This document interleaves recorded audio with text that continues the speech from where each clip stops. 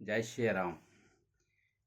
भाइयों, आपके सामने एक छोटी सी जो हकीकत स्टोरी मैं आपको फिर सुनाता हूँ। भाई, मैं एक बार जो है रेवाड़ी से बस में बैठा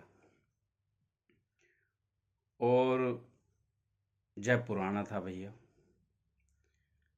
तो रास्ते में बहरोड से पता नहीं कोई लड़का चढ़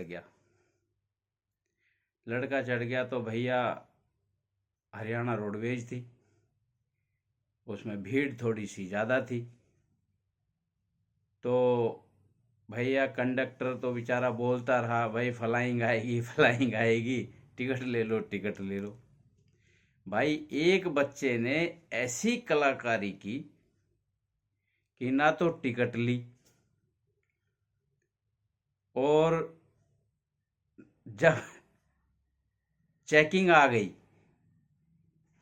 चेकिंग आने के बाद में बोला भैया, ऐसा घुमाया उसने कि बोला कि अभी पता नहीं कि जो है कि बहरोड से लेके शाहपुरा तक कोई 70 रुपए की लगभग टिकट है। तो भैया उसने जो है वो चेकिंग वाले को भी और भैया बस कंडक्टर को भी ऐसा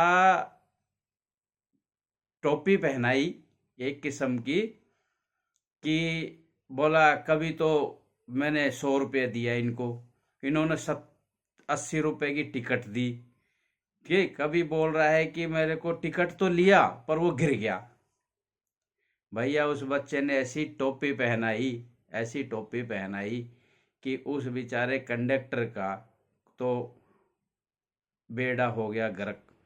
भाई उन्होंने जो है चेकिंग वालों ने कुछ देखा नहीं, वो ठा के 1500 रुपये का चालान बना दिया कंडक्टर का।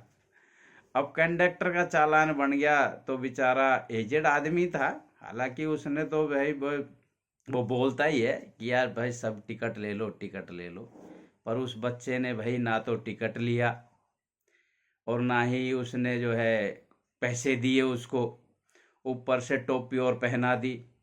हालांकि सवारियों ने, उसकी बगल में जो सवारी खड़ी थी उसने उसका समर्थन किया कि भाई तुमने जो है टिकट लिया ही नहीं।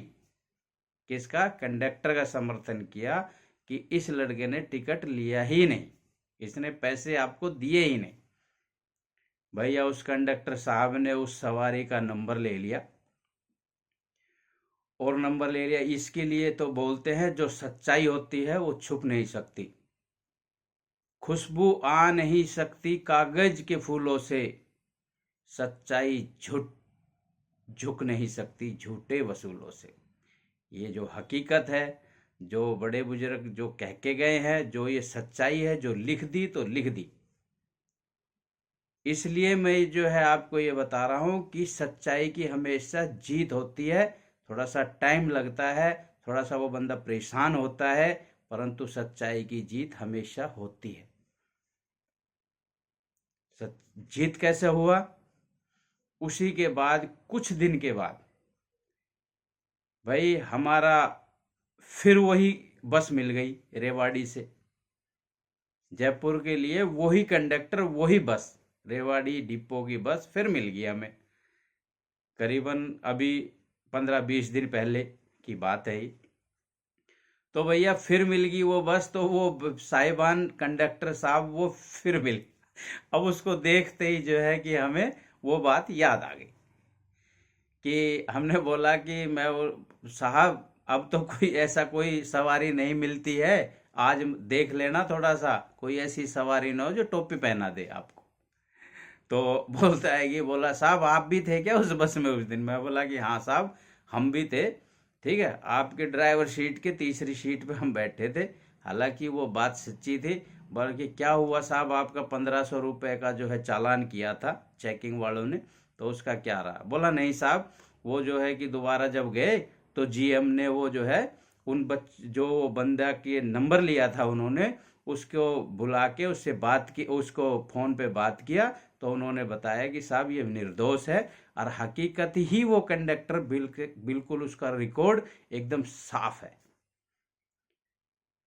उसका हमने भी पता किया, रेवाड़ी डिपो में जाके पता किया, उसके बाद में उसने बोला कि साहब मैं एक नूह में भी रह चुका हूँ, आप वहाँ पता कर लो। उसने उस चेकिंग वालों से खूब रिक्वेस्ट किया पर नहीं माने। भैया 1500 रुपये का चालान उसका कर दिया।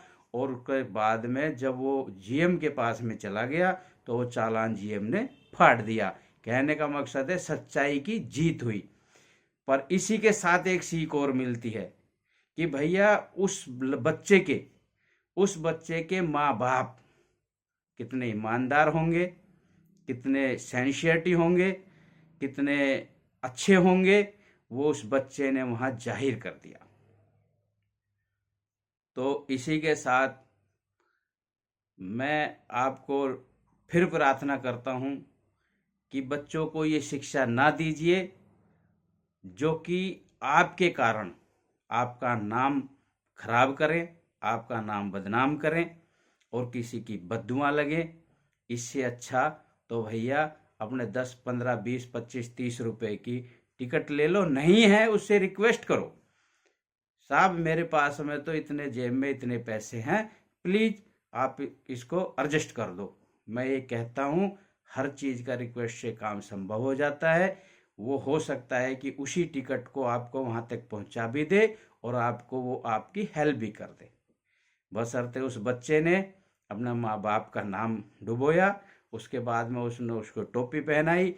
हकीकत सामने ये आई कि वो कंडक्टर ईमानदार था, उसकी ईमानदारी उसके साथ में आई, भगवान ने उसका साथ दिया और उसका वो चालान उस जीएम ने पाड़ दिया। तो मेरे कहने का मकसद ये है, इस कहानी का शीर्षक ये है कि किसी की बात मान के और उस झूठ को आप साथ मत दीजिए कभी। कंडक्टर सच्चाई पे था, कंडक्टर ने अपना आश्वासन रखा। हालांकि सवारियों ने भी जो है उस चेकिंग वाले को बोला, परंतु भैया उनकी तो ड्यूटी है, ड्यूटी तो उन्होंने निभाई। वो भी अपनी जगह सही थे, कंडक्टर की अब ये सही था, पर टोपी पहना रहा था वो बच्चा। तो इससे उस बच्चे का माँ बाप का भी पता चला, उस बच्चे का भी पता चला। हालांकि उसका तो वो जो है कि भगवान जाने क्या आगे का भविष्य रहेगा। बशर्ते यही है कि आप अपने बच्चों को ये शिक्षा दीजिए कि आपके कारण, आपके बच्चों के कारण किसी को असुविधा ना हो, किसी को ठेस ना पहुंचे। इसी के साथ जय हिंद, जय भारत।